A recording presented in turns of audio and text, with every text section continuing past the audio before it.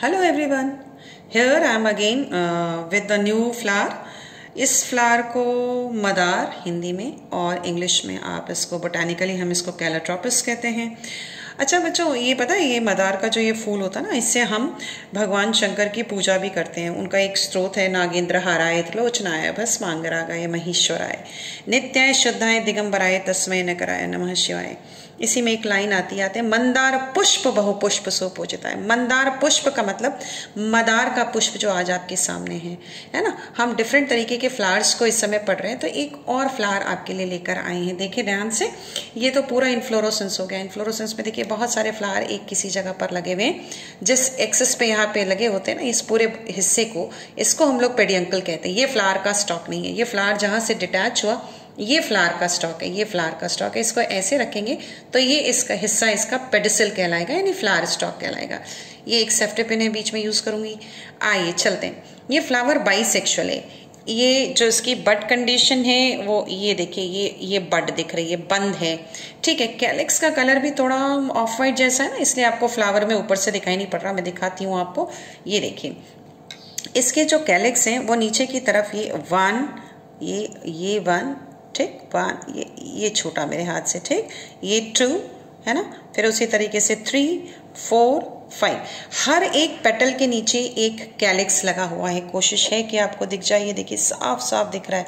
हर एक पेटल के नीचे यानी वाइट वाले पार्ट के नीचे एक सेपल लगा हुआ है, यानी कैलिक्स लगा हुआ। कैलिक्स का पूरा वर्ल 1, 2, 3, 4, 5 लगा हुआ है। कलर बिल्कुल थोड़ा सा हल्का सा इससे डार्क है पेटल से, इसलिए नहीं दिख रहा। आगे चलते हैं। अब आप इसके जरा नीचे उल्टा पकड़ा हुआ है, मैंने फ्लावर को उल्टा पकड़ा हुआ है, ठीक है। ये इधर हुड की तरफ से यहाँ से पकड़ा हुआ है। अब आप जरा ध्यान से देखिए, इसके जो पेटल हैं वो पेटल बेस से यूनाइटेड है, जुड़े हुए हैं बेस से, ठीक है। अब अगर ये बेस से एडेड है तो इस कंडीशन में आपको गैमोपेटलस की कंडीशन आएगी। देख लेते हैं, आइए। गैमोपेटलस के ये पेटल्स मैंने निकाले और इन पेटल्स को यहाँ पे अरेंज करके रखा हुआ है। ये देखिए रखा हुआ है, ठीक है। कैसे? ये 3, 5 तो मुझसे नहीं एक साथ निकल सकते थे, कहीं तो डिटैच करना ही था मुझे। तो ये देखिए ये जुड़े हुए हैं आपस में, है ना। ये भी ऐसे ही अटैच है। तो ये गैमोपेटलस है और ये गैमोपेटलस को हमने यहाँ से ऐसे करके रिमूव कर दिया। मुझे आपको बहुत कुछ दिखाना है, इसलिए ये जल्दी जल्दी कर लेते हैं, हटा दिया, ठीक है। अब ये देखो हुड जैसा स्ट्रक्चर दिखाई दे रहा है, प्लस यहाँ पे टॉप पे एक डिस्क दिखाई दे रही है ना। इस डिस्क में एंथर लोब तो कह सकते हैं, यानी यहाँ पे एंड्रोशियम और गाइनोशियम फ्यूज होके ये डिस्क बना रहे हैं। इसको हम गाइनोस्टीजियम कहते हैं। गाइनो वर्ड हमने ले लिया गाइनोशियम से, स्टीजियम स्टेमन से लिया हुआ, यानी दोनों रिप्रोडक्टिव पार्ट के हेड यहाँ पर फ्यूज हैं।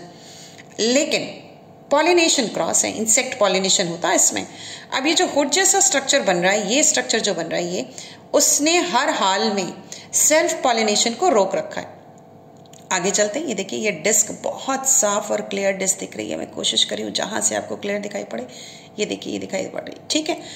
डिस्क भी पेंटागन के जैसी है।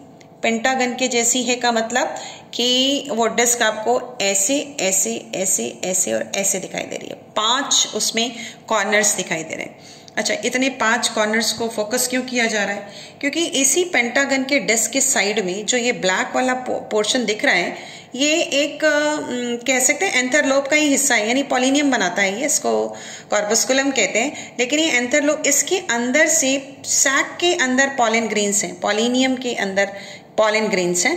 जैसे ही इंसेक्ट यहाँ बैठता है, उस जो सैक लाइक स्ट्रक्चर है, जिसको यहाँ से मैं निकालू भी तो शायद आपको यहाँ से ना दिखाई पड़े, यहाँ से कॉर्पस्कुलम के साथ जब पॉलिनियम उसके पैरों में स्टिक हो जाता है, चिपक जाता है और फिर जब वो इंसेक्ट किसी दूसरे फ्लावर पे जाता है तो इंसेक्ट पॉलिनेशन होता है।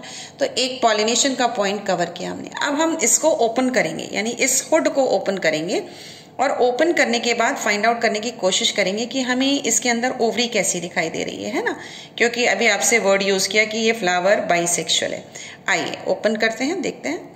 देखिए ये हमने निकाला, धीरे से निकाल लेते हैं, ऐसे ये ऐसे। नीचे बेस है। आपको बताया था कि थैलेमस जो है वो फ्लावर का सोफा सेट होता है, उसको भी तो बैठना और आराम करना है भाई, तो उसके सारे पार्ट्स जो है वहाँ बैठ जाते हैं। ये हमने इसके सेपल्स और कैलिक्स वाले और पेटल्स वाले पार्ट को हटा दिया, ठीक है। और अब कुछ ऐसा दिखाई दे रहा है। इसके बेस में देखिए ये हमारे पास ओवरी दिख रही है, ठीक है। मुझे लग रहा है स्क्रीन पे बहुत साफ तो नहीं दिख रहा है, ठीक। थोड़ा और क्लीन कर लेते हैं, थोड़ा क्लीन और कर लेते हैं ताकि आपको स्टिग्मा और स्टाइल भी दिखा पाऊँ। ये हटा दिया, ये देखिए कैसे इसका स्टिग्मा का कैसा पेंटाफिट जैसा स्ट्रक्चर दिख रहा है ऊपर की तरफ। ये ठीक, बेस में हमें ओवरी दिखाई दे। अब मैं आपको एक ऐसा वाला पार्ट दिखा दूं जिसमें ओवरी को निकाल के अलग से दो रखा हुआ है। देखो सामने पूरा क्लीन कर लिया। यहाँ मुझे आपको ये पेंटागन डिस्क दिखानी थी, इसलिए इसको यहाँ पे छोड़ दिया। यहाँ मैंने उसको भी हटा दिया है, पेंटागन को भी हटा दिया है। अब है क्या क्या इसके पास, हमारे पास ये एक पेडिसल है ना, स्टॉक है, फ्लावर स्टॉक है, थैलेमस है जिसपे फ्लावर के सारे पार्ट अरेंज थे, ये फ्लावर का सोफा सेट है, ठीक है।